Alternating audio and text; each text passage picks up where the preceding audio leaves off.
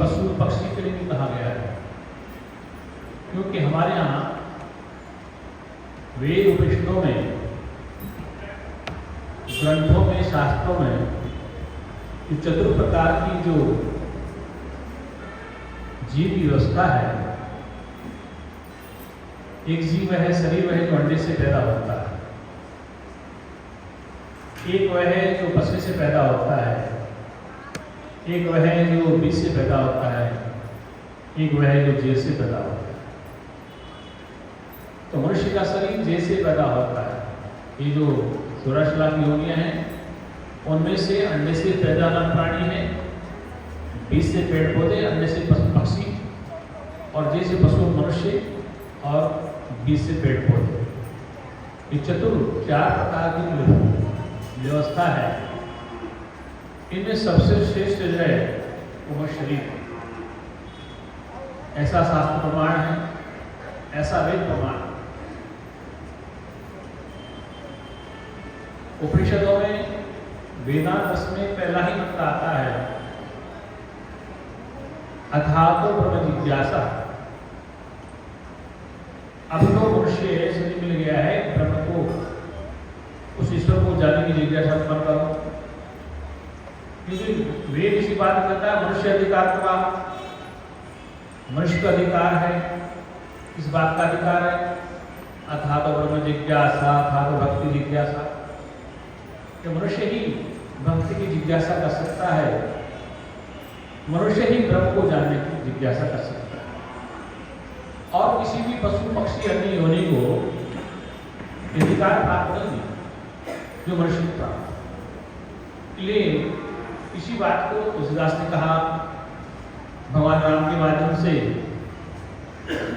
भगवान राम कहते हैं मानस में, सब मम प्रिय सब मम उपजाए, वो सत्य अधिक मनुष्य मोहि भावे।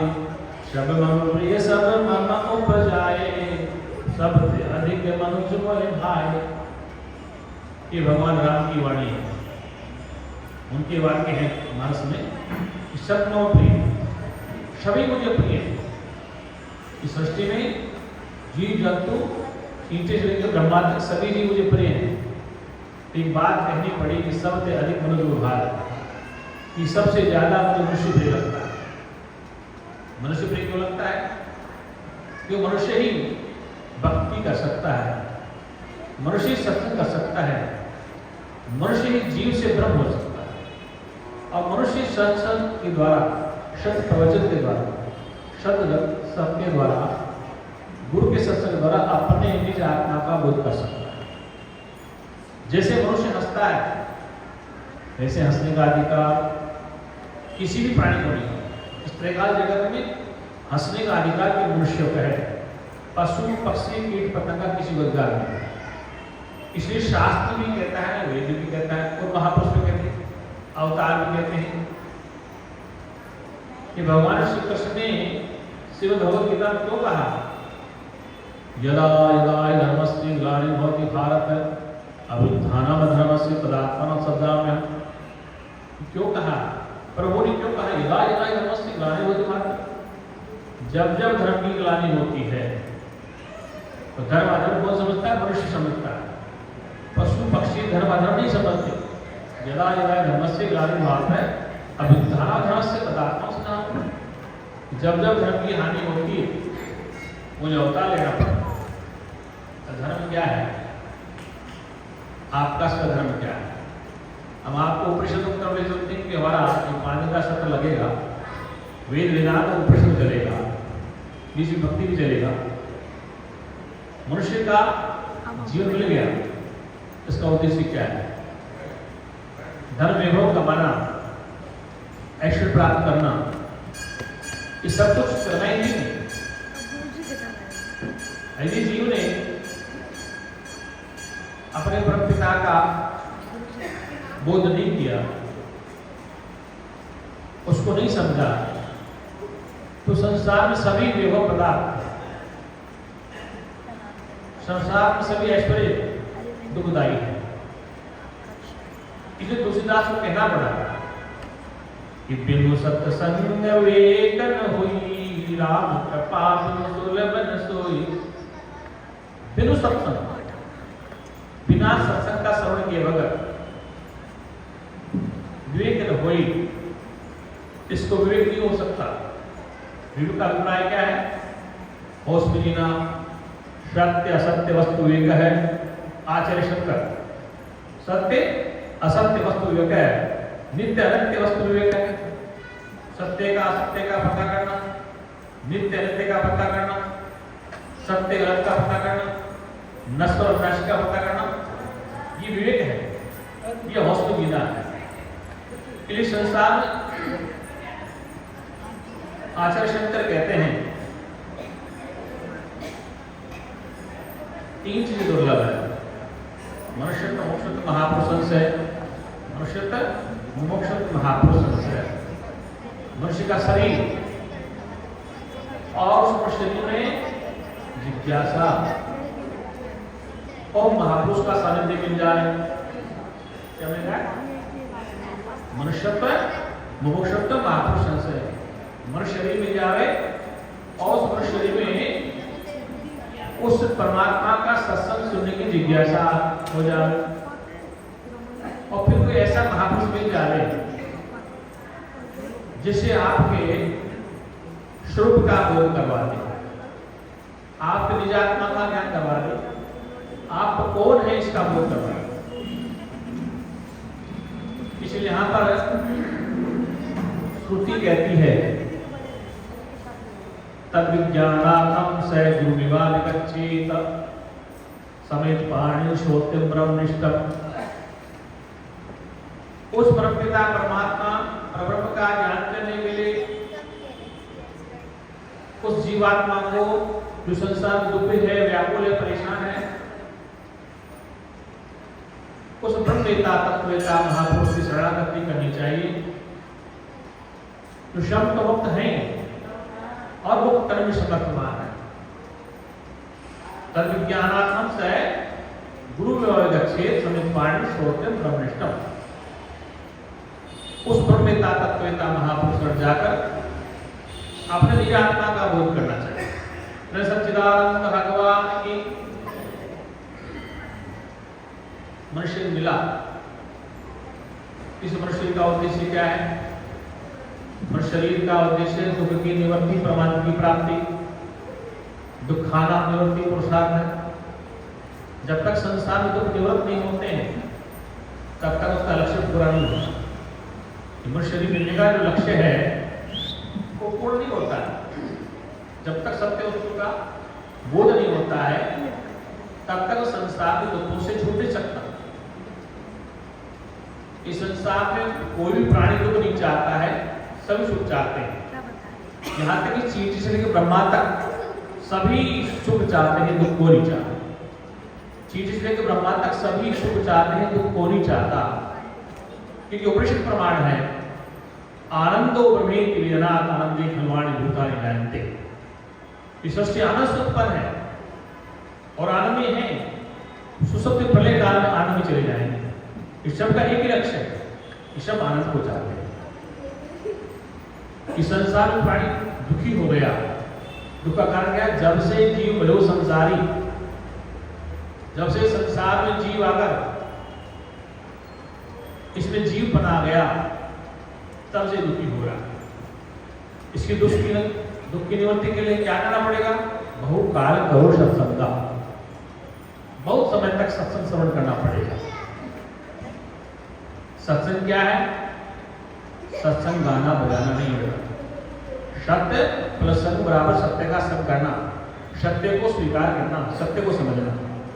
सत्य क्या है? ये काला वादस्ता, जिस वस्तु का 3 काल में नाश नहीं होता वो सत्य है, बाकी सब असत्य है। न जायते न मृत्यते, न जन्मता है न मरता है, वो सत्य है। न जायते न मृत्यते, वह सत्य, न जन्मता है न मरता। उस सत्य का जब तक जीव को बोध नहीं होता है तब तक संसार में अनेक कर्मों के द्वारा भी उसको सुख की प्राप्ति नहीं हो सकती। इसलिए सुख 2 प्रकार के हैं। एक है टेम्परेरी सुख, परमानेंट सुख। संसार के भौतिक वस्तु पदार्थों से हमें टेम्परेरी सुख मिलता है, अल्पकाल का, कम समय का। उस संसार की वस्तुओं को ही हम परमानेंट सुख मान लेते हैं। ये सबसे बड़ी भूल हमारी है। जो सुख अब है कुछ पल बाद करने वाला है, तो उसको हम परमानेंट सुख मान लेते हैं। सबसे बड़ा अविद्या है, सबसे बड़ा ज्ञान जीव का। इसलिए वह सुख जो सदा रहे, एक बार इसका पता चल जाए इसको भूला न जाए। दृष्टांत के लिए, विवाह जब बच्चा बच्ची का होता है तो पंडित जी मंत्र पढ़ते हैं, अग्नि के साथ फेरे दिलाते हैं। क्या मंत्र दूल्हा दुल्हन को याद होते हैं? नहीं याद होते। केवल एक वस्तु याद होती है कि आज से मैं पति बन गया, आज से मुझे पत्नी बन गई, बस ये वस्तु पक्की याद हो जाती है। पंडित जी ने मंत्र क्या पढ़े, शादी में कोई उससे खुला बात नहीं कि जिस वस्तु को प्राप्त करने के लिए मंत्र पढ़े गए, जिस लक्ष्य को प्राप्त करने के लिए मंत्र पढ़े गए, सारा कार्यक्रम किया गया था, पैसा खर्च किया गया था, वो एक ही वस्तु थी। लड़के को पत्नी चेती और लड़की को पति चेती, बस दोनों का मिलना ही शादी का पूरा लक्ष्य। इस जीव और परमात्मा का क्या लक्ष्य? जीव उस परमात्मा से मिलना चाहिए। मिले कैसे? हमारे उपनिषदों में 3 भाग हैं। वेद के 3 भाग हैं, कर्मकांड, उपासना कांड और ज्ञान कांड। तो कर्मकांड के तो 1 लाख मंत्र हैं, पूरे वेद के 1 लाख मंत्र हैं। उसमें 80,000 मंत्र हैं कर्मकांड के, 16,000 मंत्र उपासना कांड के, और 4,000 मंत्र हैं ज्ञान मार्ग के, ज्ञान कांड के। और 4 का में जब सार है तो 4 वेदों के महावाक्य हैं। कितने? 4 वेदों के महावाक्य 4। कुल मिला के दृष्टांत देता हूं, जैसे 10 किलो दूध है अपने पास, उसमें मक्खन कितना होगा? यदि ऑलरेडी दूध में मक्खन है, लेकिन मथनी नहीं चलाएंगे तो मक्खन बाहर नहीं आएगा। 10 किलो दूध है, उसमें मक्खन ऑलरेडी है, घी है, अगर नहीं होता तो मक्खन बाहर नहीं आता। जैसे पानी में मथनी चलाओ, क्या घी बाहर आएगा? नहीं आएगा। ऐसे दूध में घी पहले ही है, उसको मथनी चलानी है, और मथनी चलेगा जो मक्खन निकलेगा वो मक्खन होगा। ऐसे मक्खन मंथन से ताकि विचार से, विचार के द्वारा सत्य असत्य वस्तु का विचार करने के बाद जो मक्खन बाहर निकलता है वो आपका स्वरूप ही है। ये स्वरूप को जानने का ही ये उद्देश्य है जीवन का। जीव इसलिए मिला। तो सच्चिदानंद भगवान की, आप लोग मेरी भाषा समझ रहे हैं या थोड़ा? क्योंकि ऐसा ना कि उपनिषदों का, शास्त्रों का स्वाध्याय होने के नाते मैं थोड़ा नीचे ले पाऊंगा तो आप समझ जाएंगे। इसलिए सीधी सरल भाषा कि मनुष्य जन्म मिला है बड़े सौभाग्य से। शास्त्र कहते हैं, वेद कहते हैं, संत महापुरुष कहते हैं कि बड़े भाग मानुष तन पावा, मनुष्य बड़े सौभाग्य से प्राप्त हुआ है। और उसको प्राप्त होने के बाद लक्ष्य क्या है? अपने प्रकृति परमात्मा को जानना, उसको समझना। और यदि उसको नहीं समझा, उसको नहीं जाना तो जीवन उधर चला क्या चला गया? बहुत दुख होगा। उपनिषद कहती हैं कि जब तक जीव जन्म में अपने मूल ईश्वर को, परमात्मा को नहीं जानेगा तो बड़ा दुखी होगा। इसलिए दुख की निवृत्ति और परमात्मा की प्राप्ति करना ही आपके जीवन का उद्देश्य है, और उद्देश्य नहीं है। ये आज हम चर्चा करते हैं कर्म पे। कर्म कांड क्या है? कर्म देखो, एक होता सकाम कर्म, एक होता निष्काम कर्म, संचित कर्म, प्रारब्ध कर्म, क्रियमाण कर्म। बोले मुख्य रूप से हम संचित कर्म, क्रियमाण कर्म और प्रारब्ध कर्म पर चर्चा करें। कर्म का परिभाषित शब्द है, कर्म का तात्पर्य कुछ करने से है। जो भोजन करना, स्नान करना, पूजा करना, हवन करना, पाठ करना। क्या लिखा? पाठ करना, सत्संग करना, भोजन करना, स्नान करना, नित्य क्रिया करना, सब में ना लगा हुआ करना। क्या लगा? भोजन करना, सत्संग करना, स्नान करना, हवन करना, पूजा पाठ करना, योग करना, ध्यान करना, ये करना, क्या लिखा? कर, सत्संग करना, भोजन करना, पूजा पाठ करना, हवन करना, नित्य स्वाध्याय करना, मतलब हर कर्म के साथ करना। क्या लिखा? कर, भोजन करना, पूजा पाठ करना, हनुमान चालीसा का पाठ करना, अखंड पाठ करना, सुंदरकांड करना, सब में हम क्या लगाते? करना। क्या लगाते? हनुमान जी का पाठ करना, दुर्गा सप्तमी का पाठ करना है, और हवन करना, यज्ञ करना, ये सब में हम करना लगा। करने का तात्पर्य है कि कुछ करने से है, क्रिया करने से, एक्शन करने से, एक्टिविटी करने से। हवन करेंगे, आहुति से मंत्रोच्चारण होगा। क्या होगा? जिसे हवन करना है तो हवन में आपका गायत्री मंत्र गायत्री बोलेंगे, ओम भूर्भुवः तत्सवितुर्वरेण्यं भर्गो देवस्य धीमहि धियो यो प्रचोदयात् स्वाहा। क्या करना? फिर क्या बोलेंगे? और मंत्र बोलेंगे जो जैसा कर्म कांड में ध्यान देता है। तो उस कर्म करने से, हवन करने से आपके अंतःकरण की तैयारी होती है, शुद्धि होती है। कर्म से क्या होता? कर्म से आपके अंतःकरण की पूरी तैयारी। जैसे किसी खेत में हमें फसल होनी है तो सबसे पहले उस फसल को बोने के लिए खरपतवार है, उसको हटाना पड़ता। तो कर्म कांड से, पूजा पाठ से जीव का अंतःकरण शुद्ध होता है। ये वेद का प्रथम चैप्टर है कर्म कांड। क्या है? प्रातः काल उठना ही, वसुंधरा को प्रणाम करना, लघुशंकर का गली मंत्र बोलना, स्नान के लिए मंत्र बोलना, नित्य क्रिया करना, नित्य पूजा पाठ करना। ये क्या है? कि कर्म कांड का फिर है, वेद का एक भाग, अभिन्न भाग है, तो उसको करना। उससे करने से जीव के अंतःकरण की शुद्धि होती है। ऐसा शास्त्र वेद महापुरुषों ने स्वीकार किया है कि कर्मकांड करने से, उपासना करने से, कर्मकांड करने से अंतःकरण की शुद्धि होती है। तो दूसरा चैप्टर उपासना। उपासना का तात्पर्य इसमें ध्यान दिया जाता है, योग दिया जाता है। उपमनि समीप जो रहता है, उपमनि समीप में जो रह रहा है, उसके लिए प्रयास करना, उसको जानने का प्रयास करना, योग से, प्राणायाम से, विपස්සना से, ध्यान से, एकाग्रचित्त से, सोम का जाप करने से, श्वास का ध्यान करना। तो उपासना जो आपके समीप है, तटस्थ है, जो आपके पास रहता है, उसके बारे में जानकारी, जो मैं के आसपास रह रहा है उसकी भी जानकारी। उपासना, फिर ज्ञान का, वो ज्ञान है वेद का अंतिम भाग, सिरोही भाग, अंतिम और आखिरी। आखिरी भाग समाप्त नहीं, एंड नहीं, जो सिरोही कुछ कोटि का, जिसे कहते हैं उपनिषद की ज्ञान, जिसे वेद वेदांत बोलते हैं, वो क्या है? वेदों का सिरोही ज्ञान, जिसे कहते हैं ज्ञान कांड। क्या कहते हैं? तो जब जीव शुरू से कर्म से, उपासना से तैयारी करता करता ज्ञान मार्ग में जाता है, किस जाता है? ज्ञान मार्ग में जाता, तो वह जाकर अपने निज आत्मा का बोध कर पाता है, जिसको भगवान कृष्ण गीता में कहते हैं कि जब उसको अपने निज आत्मा का बोध होगा, वो कहेगा न जायते न मरियते, फिर वो न जन्मेगा न मरेगा। उससे पूर्व की जो प्रक्रिया है, उपनिषदों जो पूर्व का प्रोसीजर है, वो क्या हो? उपासना करना जरूरी है, आरती करना जरूरी है, अखंड पाठ करना आवश्यक है, हवन करना आवश्यक है, दान पुण्य करना आवश्यक। क्यों आवश्यक? इसलिए आवश्यक है आपकी तैयारी है कि आप अपनी कन्या की शादी करते हैं, पुत्र की शादी, कितना खर्चा कर रहे हैं? क्यों कर रहे हैं? केवल 1 घंटे के लिए। क्या घंटे के लिए? 1 घंटे की तैयारी आपको तो 10-20 साल लग जाते हैं। और जितना पैसा कमाया आपने, उस 1 घंटे की तैयारी सब सुबह हो जाता है।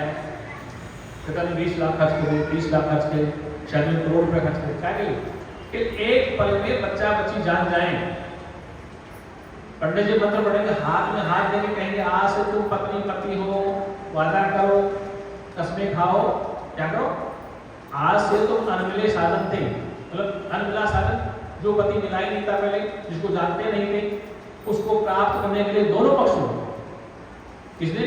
वर पक्ष ने और वधु पक्ष ने खर्चा किया लाखों रुपए। क्या किया? करोड़ों रुपए, जिसकी अपनी कैपेसिटी।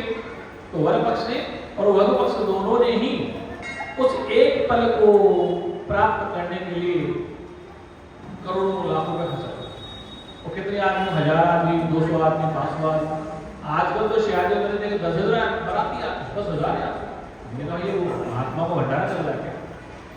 10,000 बना दिया, इसके लिए एक पल के क्या बच्चे आएंगे, ये है बस पंडित जी हाथ में हाथ देंगे, मंत्र पढ़ेंगे, आज से तो इसकी हारिया हो, बाएं से दाएं में आए क्या हो, फिर ये मंत्र पढ़ के लिए आज से तो पति पत्नी हो, बस कुछ पल को प्राप्त करने के लिए, मतलब पत्नी का पति से मिलन और पति का पति से मिलन, इसके लिए आप कितने साल तपस्या खत्म करो, पैसा खर्च कर, समय खर्च कर दिया एक पल के, आज से तो पति पत्नी हो। ऐसे जीव भी अनेक जन्मों के कर्म के द्वारा, क्या अनेक जन्मों के कर्म के द्वारा, शुभ अशुभ के द्वारा, जब अंत में किसी ब्रह्मवेता तत्ववेता महापुरुष शरणागति होता है, तब जाकर प्राप्त करता है कि मैं कौन हूं, वो हम मैं और उसका पता क्या चलेगा, तो इस मार्ग से वो निकले। इसलिए कर्म सकाम कर्म है, निष्काम कर्म है। सकाम कर्म का तात्पर्य जिस कर्म में फल की इच्छा है, हम दान पुण्य तो करेंगे, मंदिर तो जाएंगे, प्रसाद चढ़ाएंगे, लेकिन उसके बदले में ये चाहिए, क्या चाहिए, भगवान की पूजा करेंगे, पाठ करेंगे, हनुमान चालीसा का जाप करेंगे और हवन करेंगे, यज्ञ करेंगे और 10-5 हज़ार खर्च करेंगे, लेकिन बदले में करोड़ों चाहिए, डिमांड है, क्या है, डिमांड लेकर भगवान के मंदिर में आप लगा के पूजा कर रहे हैं, हवन कर रहे हैं, ठीक है, आपकी डिमांड क्या है, हे प्रभु हमारी फैक्ट्री का संचालन हो जाए, हमारे पुत्र का विवाह हो जाए, हमारे घर में एक खुशहाली आ जाए, तो हम क्या करें, हम सकाम कर्म करें, ये उस कर्म से फल मिल जाए। पिता की सेवा करते हैं, माता की सेवा करते हैं, गुरु की सेवा करते हैं, भगवान की सेवा करते हैं, अतिथि की सेवा करते हैं, क्यों करते हैं कि इससे हमें कुछ मिले।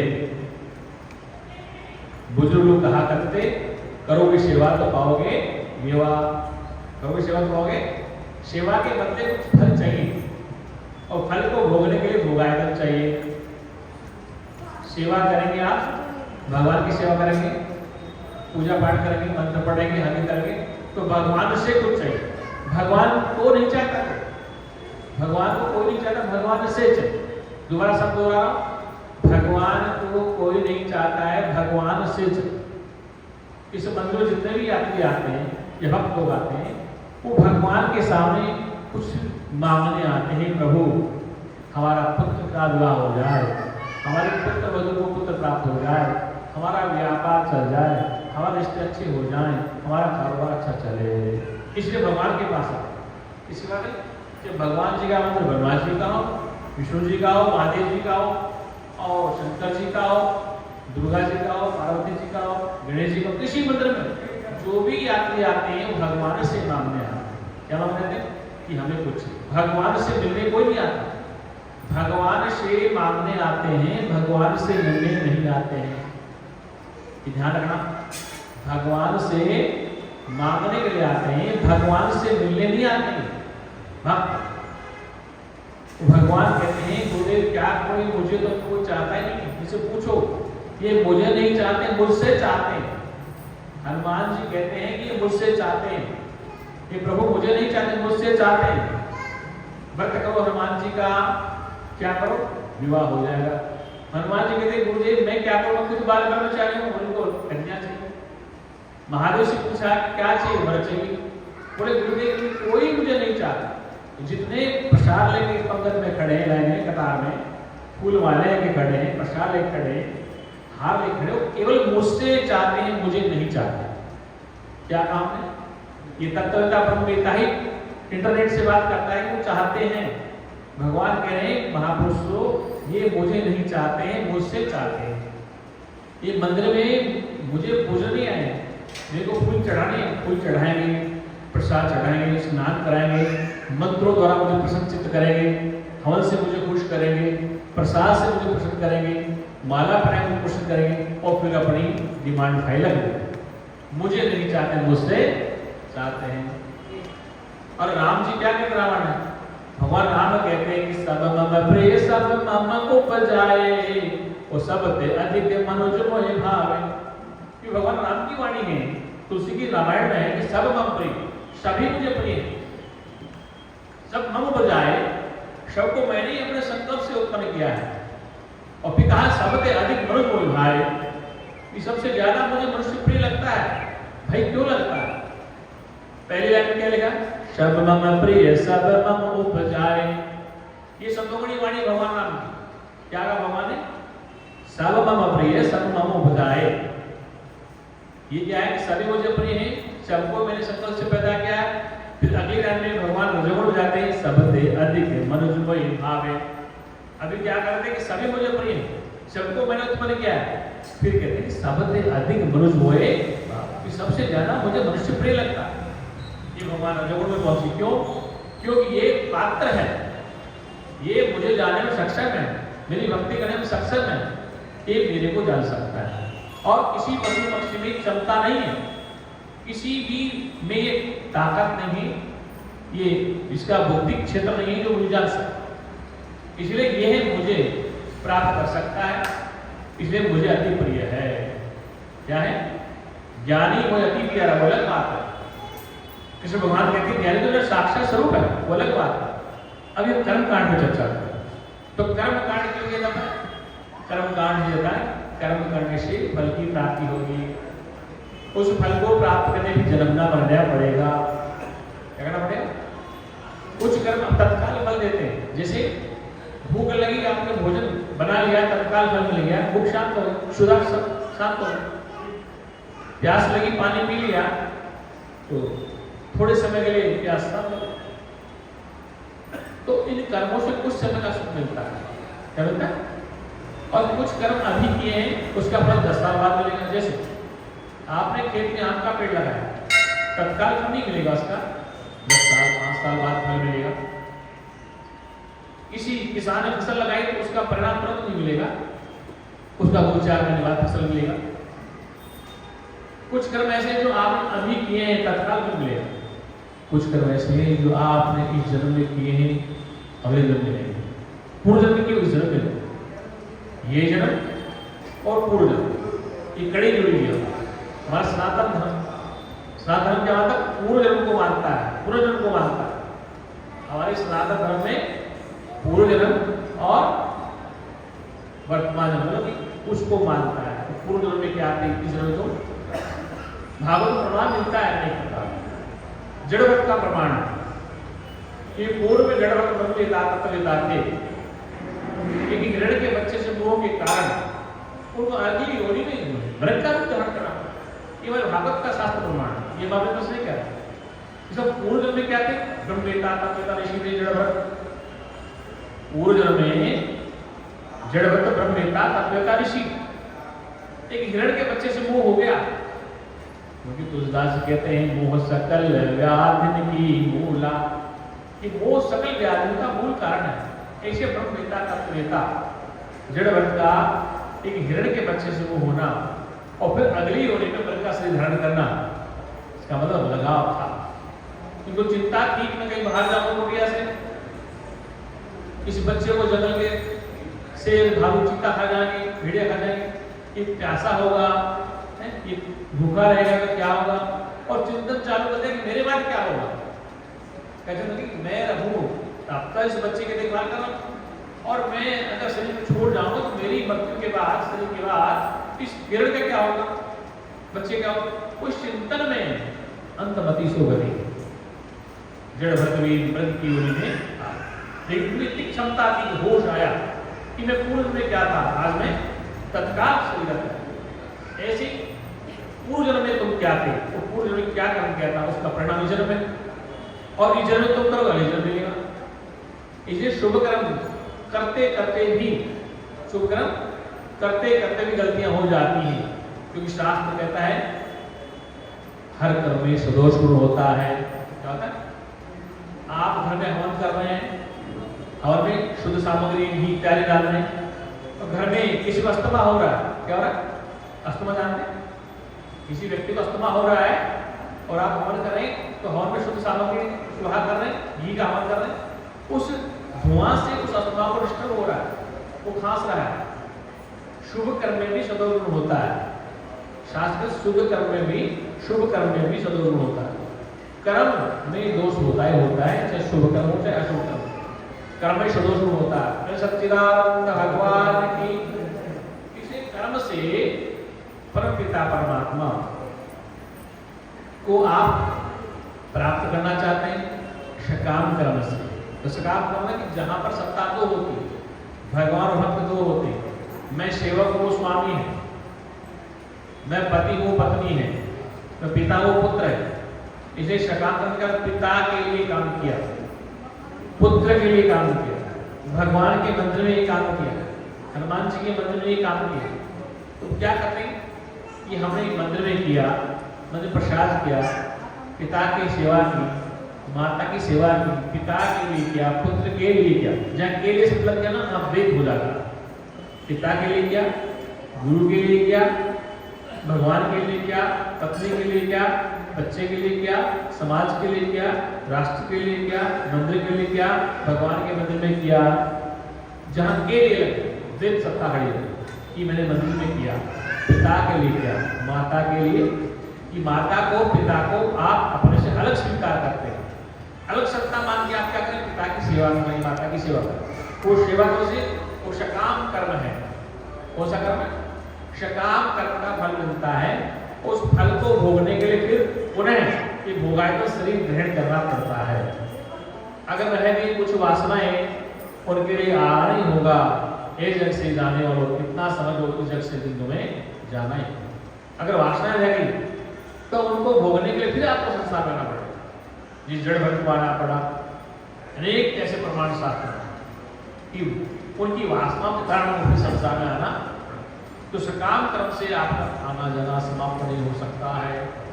अब आते जाते अब सकाम कर्म में क्या है, एक मूर्तिकार था, बड़ी सुंदर मूर्तियां बनाता था।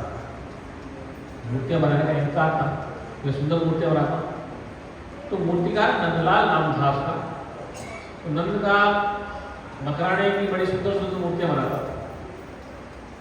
अब नंदलाल की उम्र हो गई बहुत ज्यादा, तो यमराज ने अपने दूत भेजे कि जाइए आप, नंदलाल का समय हो गया है अब ऊपर आने का, जाने का।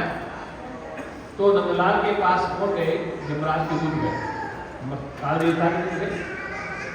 जब यमराज के दूतों ने कहा कि नंदलाल कौन है।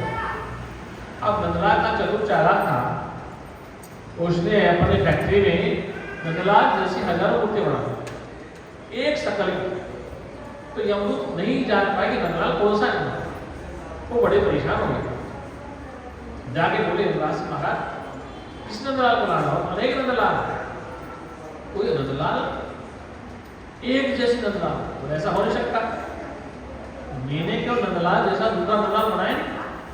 एक व्यक्ति का नाम दिनेश है, दूसरे का नाम दिनेश, एक जैसा पहला दिनेश है वैसा दूसरा दिनेश नहीं, एक जैसा दूसरा बनाया नहीं, वो वैसा वही होगा, दूसरा नहीं हो सकता। जिस किसी का नाम ओम प्रकाश है, किसी का नाम राजरतन है, तो वो वैसा नहीं हो सकता। दूसरा नाम हो सकता है लेकिन वैसे पुरुष में नहीं हो सकते। इसलिए वही नंदलाल को लेने जब पहुंचे तो नंदलाल वहां नहीं, तो दूत परेशान हो। उन जाके कहा यमराज से, महाराज वहां तो नहीं नंदलाल, नहीं तो आप क्या करेंगे, इसको प्राण निकाले। तो स्वयं वहां पहुंचे गुरुदेव यमराज को जाके देखा, वास्तव में नंदलाल बहुत है। तो नंदलाल का चतुर को जो जितने नंदलाल की मूर्ति बनी उनको खड़ा हुआ। तो गुरु ने कहा, नंदलाल यार बड़े तारीफ करो तुम्हारा, क्या कारीगर मिला, ऐसी सुंदर सुंदर मूर्तियां बनाता है और बड़ा, लेकिन यार एक कमी रह गई, यार एक कमी मूर्तियों में रह गई। और वो नंदलाल वहीं खड़ा था उन मूर्तियों में। बोले महाराज क्या कमी रह गई, क्या कमी? कमी को पकड़ना करे नंदलाल में असली कौन सा है, मुझे तो बोले। नंदलाल बोला क्या कर रहे महाराज, बस यही कमी है कि तुझे करने का अहंकार कि मैंने मूर्ति बनाई। इस कर्तापन से तू फंस गया।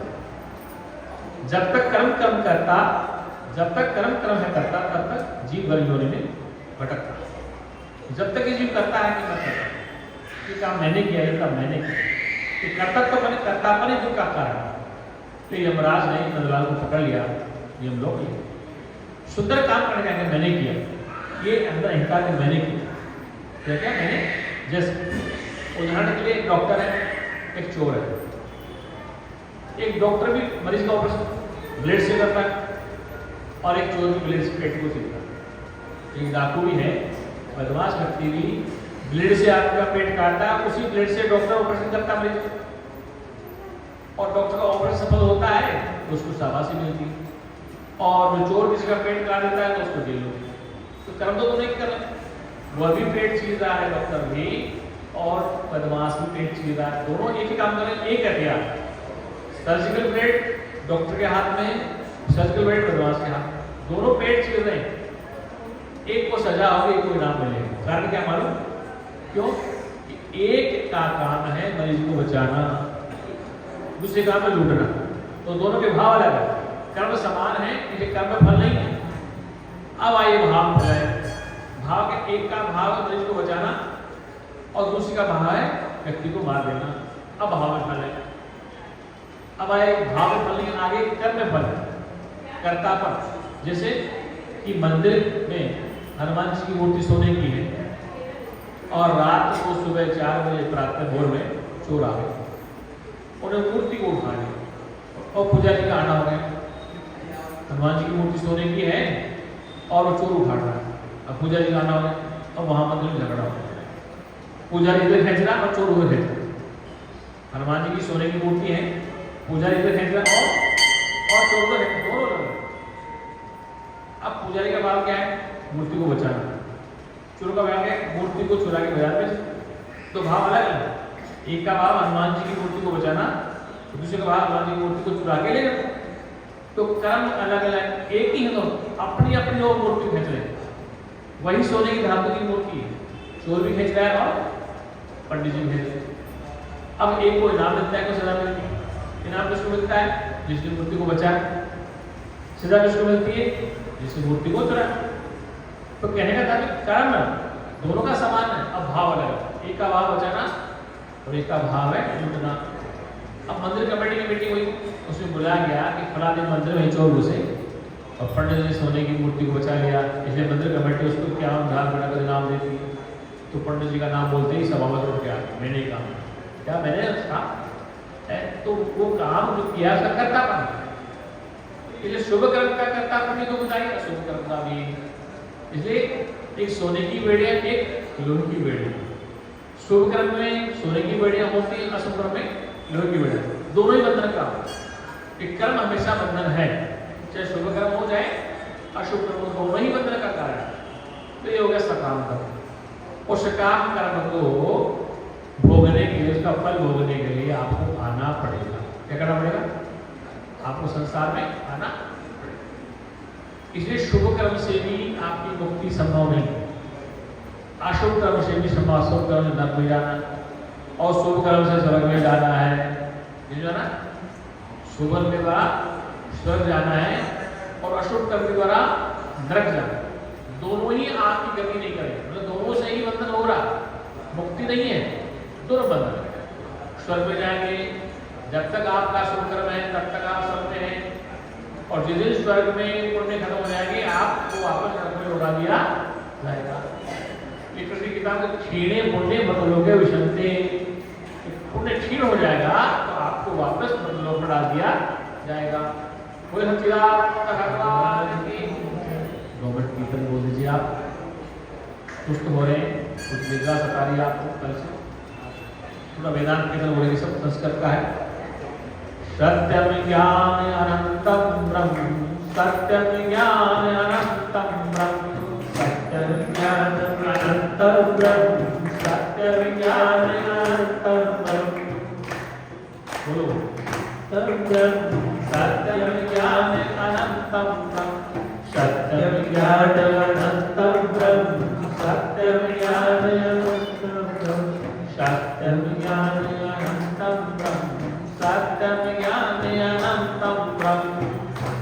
ज्ञान अनंतम ब्रह्म, सत्यम ज्ञान अनंतम ब्रह्म, प्रज्ञानम अनंतम ब्रह्म, प्रज्ञानम अनंतम ब्रह्म, प्रज्ञानम अनंतम ब्रह्म, प्रज्ञानम अनंतम ब्रह्म, प्रज्ञानम अनंतम ब्रह्म, प्रज्ञानम अनंतम ब्रह्म, प्रज्ञानम अनंतम ब्रह्म, प्रज्ञानम अनंतम ब्रह्म, प्रज्ञानम अनंतम ब्रह्म, प्रज्ञानम अनंतम ब्रह्म,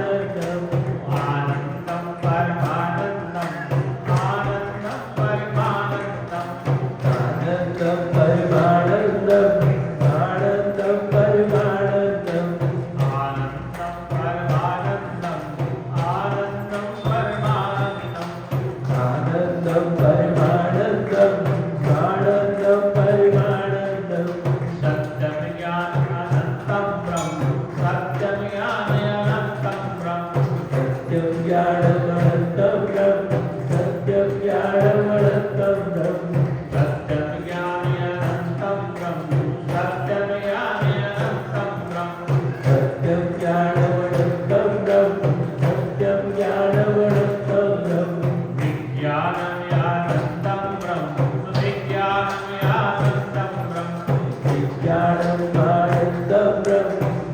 विज्ञानमनन्तं ब्रह्म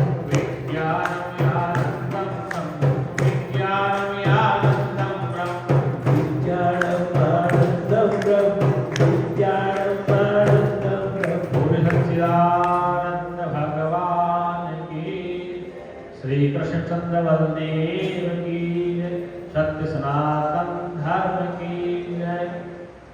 आइए अपने विषय पे। तो सकाम क्रम चल रहा था। सकाम क्रम से जीव की मुक्ति नहीं होती, जीव आवागमन में रहता है। जीव स्वर्ग जाता है, स्वर्ग से वापस जब पुण्य क्षीण हो जाता है तो गीता के अनुसार क्षीणे पुण्य मतलोक की विसंति, जब जीव का पुण्य क्षीण हो जाता है मतलोक में आ जाता है वापस, फिर मतलोक में आके शुभ कर्म प्राप्त करता है, फिर स्वर्ग जाता है और फिर लग जाता है। मतलब उसका आवागमन चालू होता है, शुभ कर्म से भी और अशुभ कर्म से। उसका आवागमन समाप्त नहीं होता। अब संचित कर्म क्या है? संचित कर्म का तात्पर्य जो आपने कर्म किया था उसका संचय कर रखा है। जैसे बैंक में आपका पैसा संचित है, जमा है, तो जब तक संचित है आपका चेक पास होता रहेगा और जब पैसा समाप्त हो जाएगा तो चेक डिसऑनर हो जाएगा, चेक आपको चेक का पेमेंट नहीं मिलेगा। तो संचित कर्म ऐसे आपने जो संचित कर्म किए वो इस में आपको प्रारब्ध रूप में मिलते रहते हैं। अब आप बताइए कि इस समय अगर किसी पूंजीपति के यहाँ में बच्चा पैदा होता है, जिसके बाद बड़े डॉक्टर हैं, बड़े उद्योगपति हैं, बड़े व्यापारी हैं, उनके घर में बच्चा पैदा होता है तत्काल, तो उस संपत्ति में बच्चे ने क्या किया? कुछ नहीं किया। लेकिन इस जन्म नहीं किया तो पूर्व जन्म किया। पूर्व जन्म में वो करने से उस घर में रईस घर में पैदा हुआ है। आज अडानी जी के अम्बानी को पोता हो जाए तो उसने उस घर में शरीर लिया है, तो कैसे किया इस घर में कि पूर्व जन्म में उसने शुभ कर्म किया था, तो उसमें ऐसा परिवार मिल गया। ध्यान रखना कि कर्म की गति बड़ी गहन है। एक हॉस्पिटल में 4 बच्चे पैदा होते हैं, एक गरीब का, मजदूर का बेटा है, एक डॉक्टर का बेटा है, एक जज का बेटा है, एक वकील का बेटा है। 4 जब तक वो बच्चे छोटे उनको पता नहीं कि डॉक्टर के पुत्र हैं, किस जज के बेटे हैं, किसी IAS अधिकारी के बेटे हैं, व्यापारी के बेटे, कुछ नहीं पता। धीरे जो बड़े होते तब उनको होश आता है कि हाँ मेरे पिता डॉक्टर हैं, मेरे पिता मजदूर हैं, मेरे पिता जज हैं, मेरे पिता IAS अफसर हैं, मेरे पिता व्यापारी। अब प्रश्न आता है कि वो एक झोपड़ी पैदा होता है कि महल पैदा होता है, इसका रहस्य क्या है? तो मैंने धार्मिक ग्रंथों में कहा कि इसका रहस्य है उसके पूर्व जन्म का कर्म। पूर्व जन्मों के कर्म के कारण वह रईस घर में आया, वो गरीब घर में आया, वो डॉक्टर का बेटा बना और कोई जिन का बेटा बना, IAS का बना, जज का बेटा। अब क्या है कि इस जन्म में जहां उसका जन्म हो गया, जिस घर में हो गया, उस घर में रहकर जज का बेटा जज बन सकता है, इसके पास पावर है, बन सकता पढ़ लिख। एक मजदूर का बेटा जज बन सकता है, डॉक्टर बन सकता है, क्षमता है। और एक व्यापारी का बेटा व्यापारी बन सकता है, तो गुंडा बन सकता है। अब उसके हाथ में है पावर, सही तो मिल गया। एक मजदूर का बेटा पढ़ लिख के जज बन सकता है और एक जज का बेटा आवारा बन सकता है, उसके हाथ। तो ये क्या है कि जहां वो जैसी प्रकृति पैदा हुआ, जैसे माहौल पैदा, उस माहौल के अनुसार वो चले, अपनी बौद्धिक क्षमता को लगा रहे, तो प्रारब्ध बल को मिल तो गया शरीर, लेकिन इस क्रियमाण कर्म के द्वारा काट सकता है। गरीब अमीर हो सकता है, अमीर सट्टा जो है गरीब हो सकता है, गरीब का बच्चा अमीर हो सकता है और अमीर का बच्चा सट्टा जुआ खेल के गरीब हो सकता है। जैसे महाभारत में कौन धर्मराज युधिष्ठिर ने सबको दांव लगा दिया। धर्मराज युधिष्ठिर ने सबको दांव लगा दिया। राजकुमार चक्रवर्ती सम्राट लेंगे नहीं, सट्टा खेलने से, वेद क्रीड़ा खेलने से सब कुछ दांव लगा दिया। भाई को दांव लगा दिया, राजमहल, हाथी, घोड़े, राजमोहर सब। इसलिए कहते वेद क्रीड़ा नहीं खेलनी चाहिए। वेद क्रीड़ा खेली थी महाभारत में किसने? युधिष्ठिर ने, धर्मराज कहते थे। और धर्मराज ने वेद क्रीड़ा खेल के सबको नरक में डाला, सबको हरा। कभी भी जीवन में पैसा है, ऐश्वर्य है, संपत्ति है, तो ध्यान रखना जिस घर में दो चीज घुस गई, शराब घुस गई और जुआ घुस गई, उस घर का भगवान ही मालिक नहीं। जिस घर में शराब और सट्टा जुआ घुस गया, उस घर का भगवान भी भला नहीं कर सकता। भला तभी होगा जब उस घर से शराब समाप्त हो जाए, सट्टा समाप्त हो जाए, तो घर ठीक हो जाए। क्योंकि आज के जमाने में युवा पीढ़ी नशे की तरफ दौड़ रही है। क्या करें? नशे की तरफ शॉर्टकट मेथड ढूंढ रही, शॉर्टकट रास्ता के जल्दी करोड़पति बने। क्या करें? शॉर्टकट रास्ता में जल्दी करोड़पति बने, किसे कत्ल करें, किसका मर्डर करें, किसी को लूटें, कि जितने शॉर्टकट रास्ते हैं खतरनाक है। क्या है? प्रातः काल शुरू जो होता है, दोपहर तक बहुत गर्म होता है, वो भी धीरे धीरे गर्म होता है, इसलिए धीरे धीरे जीवन चलता है। एक साथ अगर कोई पैसा किसी अनैतिक तरीके से कमाता है, गलत तरीके से कमाता है, वो जल्दी खत्म हो जाता है। अगर वो शराब पीता है, अपने कमाई का हिस्सा शराब में देता है, तो उस घर बर्बाद होता है। ये दोनों चीजें सत्संग के माध्यम से आपको सबको मैं संदेश दे रहा हूँ कि जिस घर में दो चीज हैं, उस घर का कल्याण कभी नहीं होगा। वर्ग शांति, शराब और जुआ, ये दोनों समाप्त कर दें, प्रमाण है। इसलिए संचित कर्म से आपको परिवार मिल गया, घर मिल गया। अब प्रेमाण कर्म आपके पास है। आप मजदूर के बेटे तो पढ़ के अफसर बन सकते हैं, आप डॉक्टर के बेटे तो आप और बड़े डॉक्टर बन सकते हैं, जज के बेटे और बड़े जज बन सकते हैं। और यदि आपने प्रेमाण कर्म ठीक नहीं रखा तो आप जज भी नहीं बन सकते, चपरासी बन जाए। ये आपके हाथ में। अब शरीर के लिए आप कर्मण्यवाधिकार सुना अपने सुधार, कर्म आपके हाथ में। तो जैसा कर्म करोगे आप, उस हिसाब से गति आपको होती चली जाए। तो ये तो आपका था कर्म का सिद्धांत। कौन सा? सकाम कर्म का। सकाम कर्म में दो चीज होती है, मतलब सत्ता एक दो, ठीक है। जैसे आपने अपने घर में क्या क्या भोजन किया, ये सब आपको पता है। मुंबई के लोग, मैं मुंबई में कई बार आता हूँ, दूसरा सत्र लगा रहा हूँ। एक सत्र मैंने वहाँ लगाया था, कौन सा मंदिर था? गुरुद्वारे के पास में श्रीचंद दरबार में। मैं 2005 में शायद 4 में आया था, जब मैंने सत्र लगा रहा हूँ। 4 की बात है, 5 की बात कब आया था? 4-5 में आया था। और दूसरा सत्र, ये सेकंड सत्र लगा। कहने का तात्पर्य है कि आप मुंबई के लोग कितना हाथ नहीं, कितना करते मुझे नहीं पता, और अपने शरीर कितना खर्च करते ये आपको पता नहीं, आपको पता। लेकिन मैं आपके पास सत्संग करने 5 दिन आया, 5 दिन रुकूंगा, लेकिन आपने कितने दिन क्या क्या खाया वो आपको पता नहीं। राधा रानी सुनना, आपने आज तक 50 साल की उम्र, 60 साल की उम्र क्या बना, क्या खाया, क्या हिसाब आपके पास? कितनी साड़ी पहनी, कितना कपड़ा खराब किया, कितना सेट लगा, कितना तेज साबुन लगा, कितना हलवा पूरी खाया, कितना पनीर खाया, कितना क्या खाया, कोई याद है? नहीं याद। हिसाब है? कोई हिसाब आपने तो खाया। मैं 5 दिन आपके घर पे रहूंगा, क्या रहूंगा?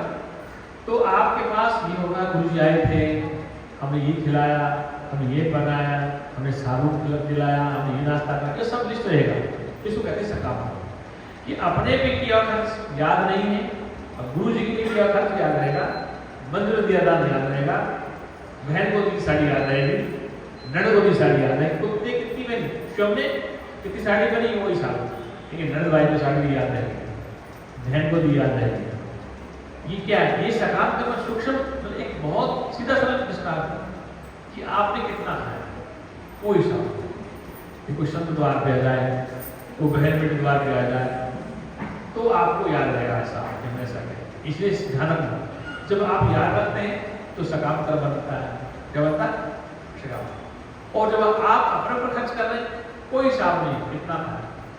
ऐसे जब आप स्थिति में आ जाएंगे, जब आप स्थिति आ जाएंगे, ऐसे कंडीशन में आप खड़े हो जाएंगे, तो फिर आप निष्कामी हो जाएंगे। क्या कहोगे? इसलिए पहले सकाम कर्म कहा गया, तो आज का विशेष था सकाम कर्म। क्या था? सकाम।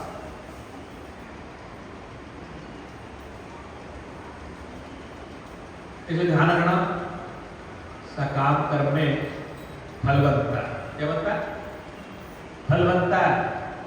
भगवान को भोग लगाया, संत को भोजन कराया, संतान से मंडला, तो उसका फल बनता है। क्या होता है कि हम नहीं इतना करके इतना बनना चाहिए। कुछ काम करना, माता की सेवा की, पिता की सेवा की, गुरु की सेवा की, सेवा की, तो पिता के लिए किया, पुत्र के लिए किया, भगवान के लिए किया, देवी देवताओं के लिए किया, उसने किया, उसके लिए किया।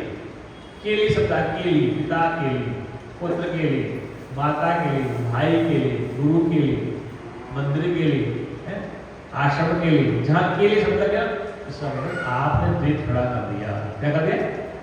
द्वैत। तो द्वितीय देव भय भाव की, दूसरे से भय होता है। आपने दो सत्ता खड़ी कर दी, एक देने वाला, एक लेने वाला। तो वो कर्म हो गया सकाम, उस कर्म को भोगना पड़ेगा। क्या करना पड़ेगा? आपने कितना है, कितना फर्क को याद। अगर भगवान से भोग लगाना है तो घर में प्रसाद बनाए, लड्डू पूड़ी जो बनाए, तो क्या करते हैं? उसमें से करारी पूड़ी होगी, अच्छी वाली नहीं होगी, वो लाके भगवान के बदल चढ़ा देंगे। हाँ, और अच्छे अच्छे परिवार करने लगे। भगवान कैसा खा सकते? भगवान से कच्ची पकी थोड़ी करें कि पूड़ी कच्ची ही पकी, उसको जो दे खा जाए। और अच्छा माल हम मतलब भगवान के लिए निकाला माल हल्का, और अपने खाया माल अच्छा वाला, तो जहाँ भेद पैदा हो, क्या हो गया? हम तो अच्छा खाएं और भगवान जी को खिलाएं। जो पूड़ी जल गई है, जो हलवा खराब है, भगवान जी। मेरे पास कई बार लोग नोट चढ़ाते हैं, जो रुपया बाजार में चलता मुझे दे जाते हैं, जो रुपया बाजार में नहीं चलता वो मुझे दे जाते हैं। मुझे कई बार लोग नकली नोट दे जाते हैं, मुझे चढ़ावा में लोग नकली नोट दे जाते हैं, और जो रुपया बाजार में चला मुझे चल जाता है। बोले महाराज आप क्या देखते हैं? जो नोट बाजार में चलता मुझे चढ़ा जाते हैं। एक बार एक बच्चा आया, डॉक्टर का लड़का था, 500,000 2,000 नकली देख के नकली नोट बन जाए, वो इकट्ठा हो गया।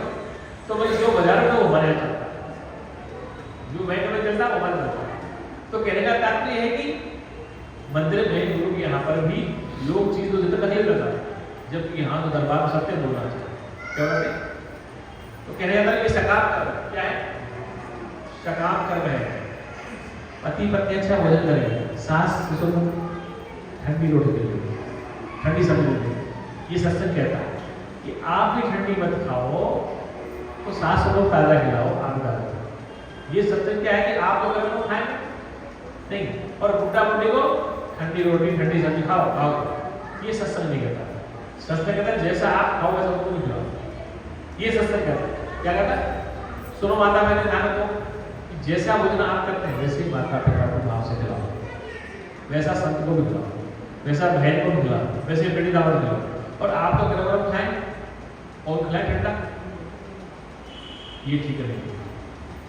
पता है आपको भारतीय इतिहास में प्रमाण, श्रवण कुमार एक बहुत बड़ा भक्त हुआ। श्रवण कुमार राजा दशरथ जी के जमाने में हुआ था। श्रवण कुमार, तो श्रवण कुमार क्या करते हैं? बाहर रहते हैं, उनकी पत्नी भोजन बनाती माता पिता के लिए, तो कुमार के यहाँ गई मटके के 2 हाथ, आजकल तो पतीले आ गए, देखिए पहले मटके होते थे, उसमें 2 पार्ट बना गए, बीच में दीवार, 2 पार्ट। ठीक है, मीठी राबड़ी खट्टी राबड़ी बनती, ठीक है, मीठी बनती थी, जैसे पुराने जमाने गुड़ की बनाते थे आटे वाले, एक में पट्टे वाले, तो पत्नी दोनों एक साथ। अब श्रवण कुमार के माता पिता अंधे थे, क्या थे? अंधे थे, उनको दिखता नहीं था। श्रवण कुमार बाहर रहता काम करते थे, और वो भोजन कराते थे इनको, तो वो रोजाना खाते थे, डेली खट्टी राबड़ी खाते थे। आपका डेली कड़ी खा सकते, डेली खट्टी राबड़ी। एक दिन श्रवण कुमार जल्दी आते, क्या क्या उनके भोजन की टाइम पे मिल जाता। श्रवण कुमार बोला कि पिताजी आज हम साथ भोजन करते हैं। माता पिता से कहा श्रवण ने कि आज हम साथ भोजन करते हैं, तो बैठ के साथ भोजन करें। अब थाल परोसा गया तो मीठी राबड़ी थी, तो माता पिता ग्रास खाया, तो बोले श्रवण आज तो बहुत बसमान मीठी राबड़ी खाई है, खट्टी राबड़ी खाते खाते हमारे तो दांत खट्टे हो बेटा। श्रवण बोला पिताजी क्या है बात कर रहे हैं आप खट्टी राबड़ी खाते हो? हाँ माता जी, हाँ आप भी खट्टी राबड़ी खाते? तो बता डेली मीठी राबड़ी बेटा, आज पहली बार मीठी राबड़ी हो गई। श्रवण पत्नी के पास गए तो क्यों नहीं देखी, क्यों नहीं खट्टी राबड़ी से बात? नहीं माता पिता झूठ बोल, देख लो मटका एक ही होगा, एक ही हंडिया उसी पका दे, एक ही हंडिया में उसी पका दे, आपका भी गाली झूठ बोले अंधे से लोग।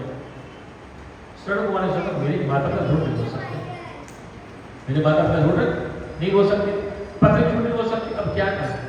पत्नी जब एक ही मटका है, किसी पका दे क्या लगा बताओ, और कोई मटका है। सब ने जाके ढक्कन उगाड़ के देखा, ढक्कन 2 पार्ट क्या थे, एक हिस्सा इधर एक हिस्सा एक साथ पकड़ी, दो एक साथ पकड़ी, जैसे आपका इडली डोसा बनता अलग अलग। तो सब ने ओ इतना बड़ा अपना मेरी माता का साथ ये खट्टी रावड़ी की तरफ एक ही मटकी पकड़ी। ये सत्संग नहीं बेटा, सत्संग कहते सबके साथ सब एक को देखो, सब में एक दूसरे को देखने सबसे प्यार, तो तुम सकामी नहीं है। इसलिए सत्संगी कभी भी ऐसा नहीं होता है, जो सत्संगी है, जो विचारवान है, जो समझदार है, वो समस्त के लिए करुणा की भान रखता है, समस्त प्रेम की भान रखता है। इसलिए इस सकाम क्रम से आपका आना जाना लगा रहेगा। अब आइए थोड़ा चर्चा करते हैं निष्काम कर्म पे, नजर तो आएंगे। सकाम कर्म में फल बनता है और उसको भोगने की बार बार आना पड़ता है, पिता के लिए या माता के लिए, देवी देवता के लिए, उसमें द्वैत आएगा तो दूसरे से कर्तापन बनता है, फिर उस फल को भोगने के लिए आपको आना पड़ेगा। अब हमें न स्वर्ग जाना है न नर्क जाना है, न भोगना, हालांकि तो निश्चित मुक्त होना, उसको निष्काम कर्म करना पड़ेगा। क्या करना पड़ेगा? निष्काम कर्म की परिभाषा क्या? आत्मा है तुष्ट है, आत्मा से आत्मा के लिए संतुष्ट हो जाना। भगवान कृष्ण गीता में कहते हैं उस समस्त में एक आत्मा को देखता है। क्या देखता है? समस्त प्राणियों में एक आत्मा को देखता है, और समस्त प्राणियों में एक आत्मा को कल्पित दिखता है। दो दृष्टांत, समस्त एक ईश्वर को देखता है एक आत्मा में, और समस्त एक आत्मा को कल्पित दिखता है। समस्त में एक सत्ता को देखता है और समस्त एक सत्ता में कल्पित दिखता है, वही यथार्थ दिखता है। कहने का तात्पर्य पिता में, पुत्र में, माता में, भ्राता में, गुरु में, बहन में, सब में एक ईश्वर को देखता है। माता, पिता, गुरु, भ्राता, देवी, देवता, सब में एक को देखता है। क्या देखता है? जैसे उदाहरण के लिए सोने की अंगूठी, हार, कंगन बने हुए हैं, अंगूठी है, हार है, कंगन है, गले का सब कुछ, वो समस्त आभूषण में सोना देखता है। क्या देखता है? एक सोना देखता है। अंगूठी, हार, कंगन में सब एक सोना देखता है, और भाव एक ही, वो सबको एक भाव से देखता है। इस समय एक ही ईश्वर है, समय एक ही चेतन है, और फिर दूसरा है नहीं, इसे समय एक ही, और वो स्वयं समस्त में विद्यमान है, एक सत्ता। तुम्हारे सहित दूसरे में, माता पिता से आप में, आप से माता पिता में, आप से गुरु देवता में, और आप से देवी देवता में, वो एक ही सत्ता विद्यमान। क्या है? चेतन एक ही अखंड मंडलाकार व्याप्त भीम चराचर, वो अखंड स्वरूप से पूरे मंडल व्याप्त है, चर अचर मतलब जड़ चेतन में व्याप्त है। ऐसा जान के हम कर्म करते हैं तो अपने लिए करते हैं, बस दूसरा नहीं होता। कोई भूखा है, कोई प्यासा है, कोई बीमार है, तो उसको भोजन कराते हैं, पानी पिलाते हैं, दवा दिलाते हैं, तो वो दूसरा नहीं, वो आपका अपना ही स्वरूप है। जैसे आपके अंगुली छोड़ लेंगे तो आपके अंगुली छोड़ आप पट्टी बांधते हैं, दवा लेते हैं, क्योंकि वो आपका अभिन्न अंग है, आपका अंग है। थोड़ा मुझसे हो गया तो आप दवा लेते हैं, क्योंकि आपका अंग है, आपकी अंगुली। ऐसे कोई दूसरे शरीर में पीड़ा हो, उस पीड़ा को आप अपनी पीड़ा माने। इस दूसरे को छोड़ लगी तो दूसरा नहीं मानो, वो शरीर मेरा अपना ही है। भूख मुझे लग रही है, उसमें मैं तो बैठ के भोजन करने का, जो भूखा है, जो प्यासा है, वो भोजन चाह रहा है, पानी चाह रहा है, तो उसमें बैठ के भोजन पानी को मैं ग्रहण कर रहा हूँ, दूसरा नहीं, वो मेरा ही स्वरूप है। ऐसा जानेगा तो कर्म करोगे, समस्त कर्म आपके लिए हो जाए, वहां पे दूसरा नहीं होगा। क्या होगा? और दूसरा नहीं, आप ही होंगे। एकम सत विप्रा बहुधा वदन्ति, उस एक ही को विद्वान लोग नाना रूपों से पुकारते हैं। माता में, पिता में, देवी देवता में, समस्त प्राणियों में वो एक ही सत्ता विद्यमान है। एकम ब्रह्म द्वितीया नास्ति, वो एक ब्रह्म है, दूसरा बना ही नहीं है। ऐसा जानकर समस्त के साथ प्यार, सौहार्द, मैत्री भावना रखनी चाहिए, और आपस में सामंजस्य हो। कब होगा? जब एक ही आएगा, सब एक ही दिखाई देगा, सर्वभूत हिते रहता, वो फिर समस्त प्राणियों के हित की बात करेगा, समस्त प्राणियों की गुण की बात करेगा। ऐसा जानने से ही वह निष्कामी होता है, और उस कर्म का फल नहीं बनता, क्योंकि फल द्वैत में बनता है। जब समझ में एक ही पिता, माता, भ्राता, गुरु, देवी, देवता समझ में एक ही वस्तु है। उस समय एक देख के एक की सेवा करें, दूसरा बनेंगे। एक केवल हम अपना ही काम करें, दूसरे के लिए आत्म वस्तु कामाय सर्वे भवति, अपने स्वयं के लिए ही सब कुछ कर रहे हैं, दूसरा कोई है ही नहीं। ऐसा जानने से निष्काम कर्म होता है और फिर उस कर्म का फल नहीं बनता है। क्या होता है? उस कर्म का फल नहीं बनता। इसलिए ध्यान रखना, अगर आपको संसार में भवसागर से पार होना है, वो ब्रह्म विद्या के साथ साथ ये भी ध्यान रखना है कि समस्त प्राणियों में एक चेतना को देखना है। क्या देखना? एक, क्योंकि यहाँ पर तुलसीदास रामायण में कहते हैं ईश्वर अंश जीव विनाशी चेतन अमल सहज सुख राशि। ईश्वर अंश जीव नाशी, ये अंश में टुकड़ा नहीं है, कभी ईश्वर के टुकड़े नहीं हो सकते। अखंड मंडलाकार, वो अखंड है, अखंड है वो। ईश्वर अंश जीव नाशी, अंश में स्वरूपी है, टुकड़ा नहीं। लेकिन टुकड़ा कब है? अज्ञान में है, अविद्या में है, माया में लिपटा हुआ जीव इसे अविद्या से वो अलग मानता है, नाम रूप से अलग मानता है, नाम रूप की उपाधि से अलग मानता है। ईश्वर अंश जीव नाशी चेतन अमर सहज सुख राशि। तो तुलसीदास ने जो बात लिखी, ईश्वर अंश जीव अविनाशी, वो जीव अविनाशी है, नाशवान नहीं है, वो क्षर नहीं है, अक्षर है जीव। चेतन अमर सहज सुख राशि, वो चेतन स्वरूप है। जीव क्या है? चेतन स्वरूप है और वो अविनाशी है, अमल है, उसकी प्रकार का विकार नहीं है, मलहीन है, अमल अविनाशी है। अविनाशी कब है? जब जीव को अपने जीवत्व के बाद अपने ईश्वर का बोध होता है। मैं अज्ञान में हूँ, मैं विद्या हूँ, अविद्या अज्ञान नाम को हट जाए और ईश्वर का बोध हो जाए, तो वो सत्संग के द्वारा होगा। इसलिए तुम जीव से ब्रह्म कैसे हो? वास्तव में जीव ब्रह्म बनता नहीं, जीव ऑलरेडी होता है, लेकिन उस अविद्या का आवरण है। ईश्वर जीव में क्या भेद है? ईश्वर में अज्ञान नहीं है, ईश्वर अविद्या नहीं, जीव अज्ञान अविद्या है। इसमें माया है, इसमें सतोगुणी माया और जीव में अविद्या है। ईश्वर की माया सतोगुणी हटेगी, जीव की अविद्या हटेगी, जीव और ईश्वर दोनों में चेतन एक ही होगा। क्या है? एक ही है। इसलिए ईश्वर अंश जीव अविनाशी, वो ईश्वर का अंश जो जीव है, सोने से बनी अंगूठी सोना तो होती है, कोई ताकत नहीं होती। सोने से बनी हर आभूषण सोना होता, चांदी से बनी हर वस्तु चांदी होती। इसलिए ईश्वर से बना हुआ हर वस्तु पदार्थ ईश्वर से अलग नहीं होता। ईश्वर अंश जीव होना, वो ईश्वर का अंश अभिन्न अंग है। जैसे आपकी अंगुली आंख नाक कान शरीर से अलग नहीं है, आपकी अंगुली आपके आंख नाक कान शरीर से अलग है, शरीर से। ऐसे ही जीव है, ईश्वर से अलग नहीं हुआ है। कभी जीव ईश्वर से अलग हो जाएगा या ईश्वर जीव से अलग हो जाएगा तो मामला गड़बड़ हो जाएगा। मैं और मेरा यार एक गली में रहते हैं, ये फिर भी दर्शन को तरसते। मैं कौन? मैं जीवात्मा, मेरा यार मेरा परमात्मा, हम दोनों इसी में रहते हैं, लेकिन दर्शन तो तरसते। दर्शन क्यों नहीं होता? क्योंकि नाम रूप का पर्दा दोनों में लगा हुआ। ईश्वर में नाम रूप है, आप में नाम रूप है, आप में अविद्या है और ईश्वर में माया है। सतोगुणी माया हटे और आपकी अविद्या हटे, तो जीव और ईश्वर अलग अलग नहीं। लेकिन इस बात को समझने के लिए बहुकाल करो सत्संगा, कि बहुत समय तक आपको सत्संग श्रवण करना पड़ेगा। कृष्ण भगवान ने गीता में इसी बात को कहा, ममेवांश जीवलोके जीवभूत सनातन। ममेवांश, ये मेरा ही अंश जीवात्मा, जीवभूत सनातन, सनातन से आसन। ममेवांश से मेरा ही अंश है, जीवभूत सनातन है, कि भूतों में जो जीवात्मा है मेरा सनातन से अंश है। और ध्यान रखना, इस मन बुद्धि चित्त के साथ रहकर ये समस्त प्रकृति का आनंद भी लेता है। क्या लेता है? हमें वहां से जीव लोग जीव सनातन मन छठा इंद्रिय, मन से मन में जुड़ जाए, 5 इंद्रियों में छठा मन लग जाता है। 5 जो कर्मेंद्रियां हैं, 5 जो ज्ञानेंद्रियां हैं, उसमें छठा मन लग जाता है। और मन के पीछे में जीवात्मा, वो मेरा अपना अभिनव है और मैं समस्त प्रकृति के पदार्थों का भोग करता हूँ। बोल सच्चिदानंद भगवान की, कि मैं समस्त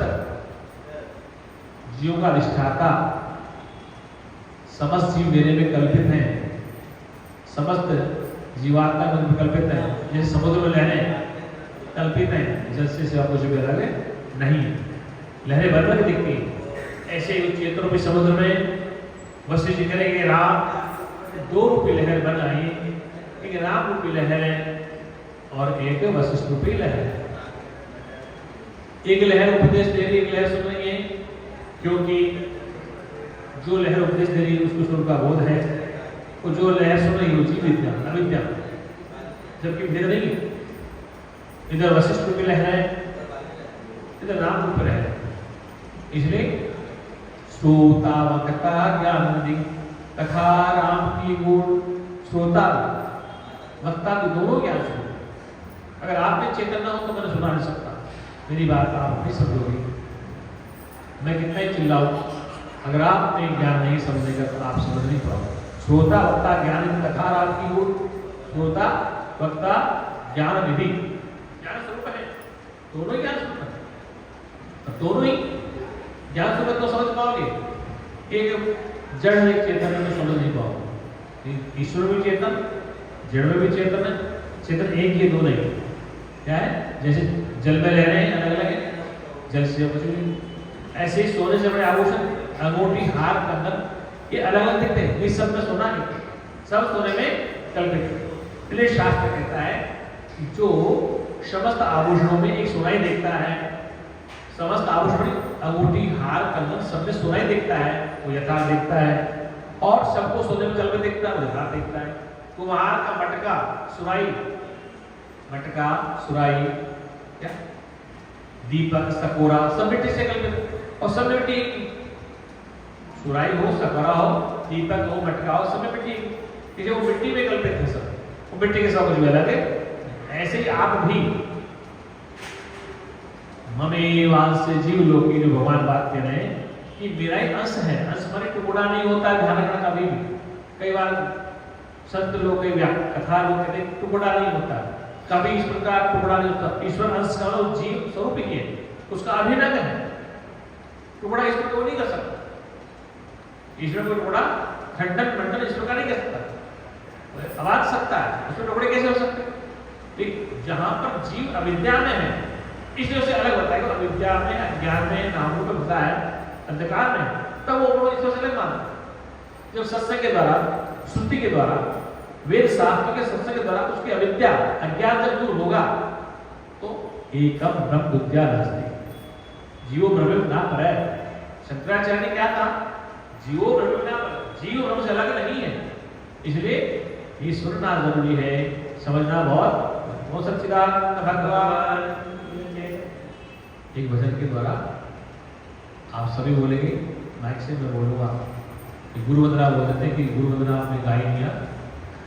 गुरुदेव नमः गुरुदेव नमः गुरुदेव नमः गुरुदेव नमः गुरुदेव नमः गुरुदेव नमः गुरुदेव नमः गुरुदेव नमः गुरुदेव नमः गुरुदेव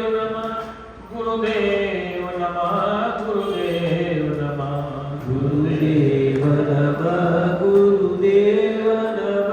गुरुदेव नमः गुरुदेव नमः। गुरु ज्ञान गंगा का किनारा है, गुरुमूर्ति का एक द्वारा है। गुरु ज्ञान गंगा का किनारा है, गुरुमूर्ति का एक द्वारा है। गुरु ज्ञान गंगा का किनारा है, गुरुमूर्ति का एक द्वारा है। गुरु ज्ञान गंगा का किनारा है, गुरुमूर्ति का एक द्वारा है।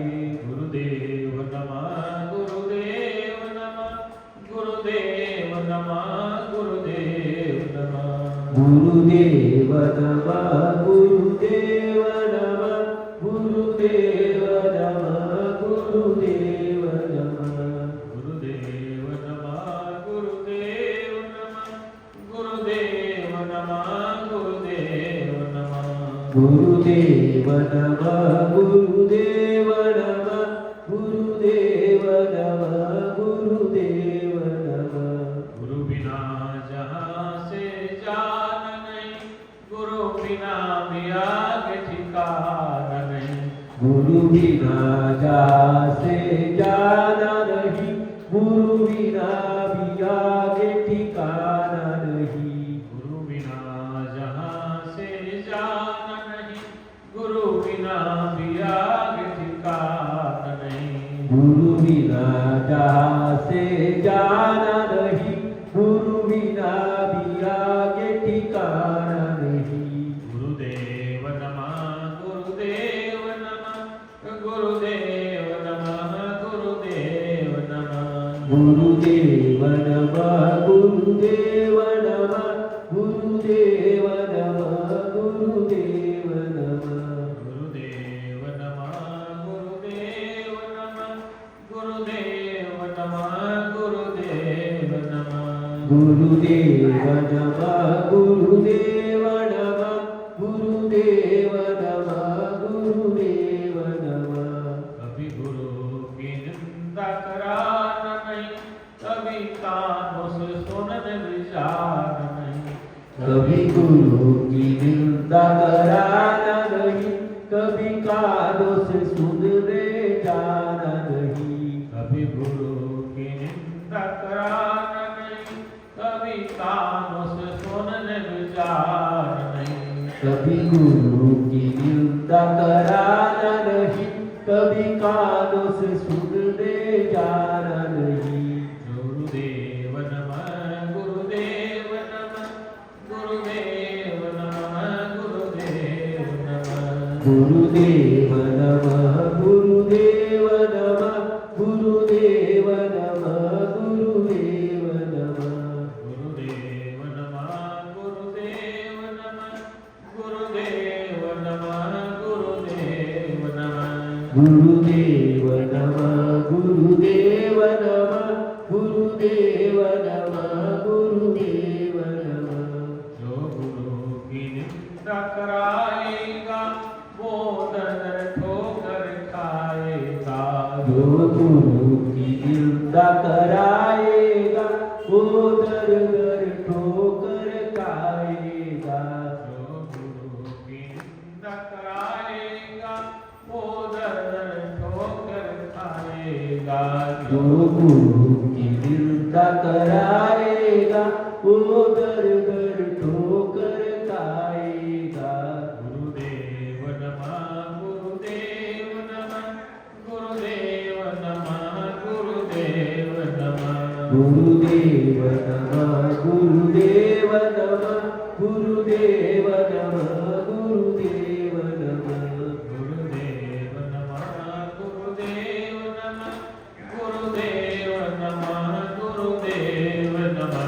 गुरुदेव नमः, गुरुदेव नमः, गुरुदेव नमः, गुरुदेव नमः। प्रेम से बोल सच्चिदानंद भगवान श्री कृष्णचंद्र वसुदेव की, बोल रामचंद्र महाराज की, सत्य सनातन धर्म की, संत समाज की, भक्त समाज की। हर हर महादेव। आइए बड़े विषय पे निष्काम कर्म की चर्चा चल रही थी।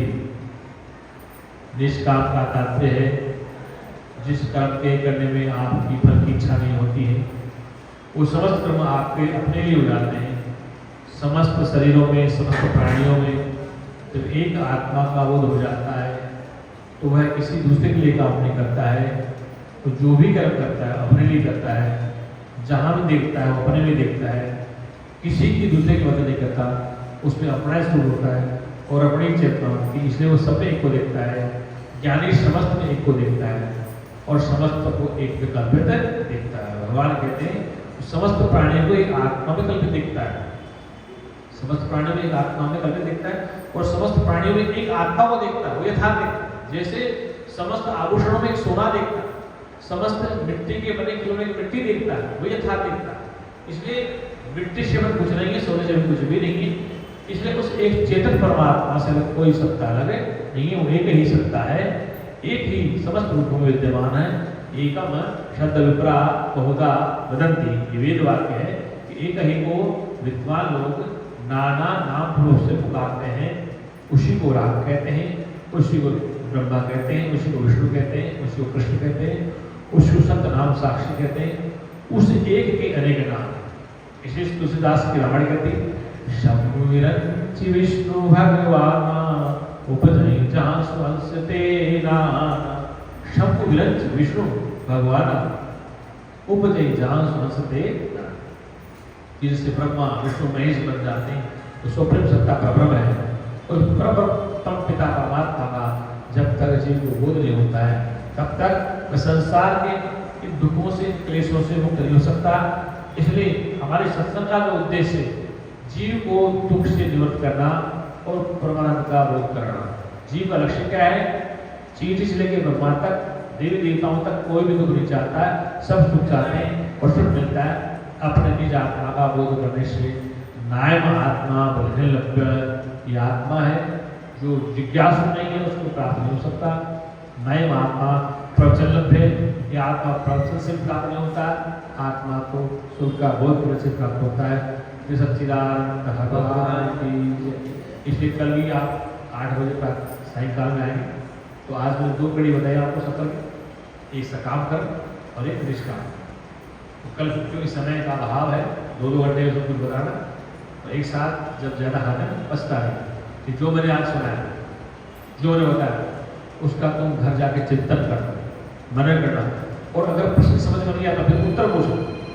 मैं आपके पास यही आ जाऊँगा, जो प्रश्न समझ में नहीं आ रहा वो शंका समाधान हम करने के तैयार बैठे।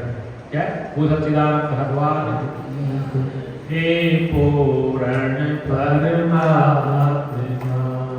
हे पूर्ण परमात्मा, सुखी होए जीवात्मा, सुखी होए जीवात्मा, विश्व बने धर्मात्मा, विश्व बने धर्मात्मा। बोलो तुम सब मेरी आत्मा, बोलो तुम सब मेरी आत्मा, बोलो हम सब तेरी आत्मा, बोलो हम सब तेरी आत्मा। सभी लोग हाथ जोड़ के वेद मंत्र का उच्चारण करेंगे। सावधान से सभी लोग हाथ जोड़ के वेद मंत्र बोलेंगे। मोबाइल साइलेंट कर दीजिए। सर्वे भवन्तु सुखिनः, सर्वे भवन्तु सुखिनः, सर्वे सन्तु निरामयाः, सर्वे सन्तु निरामयाः, सर्वे भद्राणि पश्यन्तु, सर्वे भद्राणि पश्यन्तु, मा कश्चित् दुःखभाग् भवेत्, मा कश्चित् दुःखभाग् भवेत्। हे परमपिता परमात्मा, हे परमपिता परमात्मा, सब सुखी हो, सब सुखी हो, दुखों से आजाद हो, दुखों से आजाद हो। यही हमारी सद्भावना, यही हमारी सद्भावना है।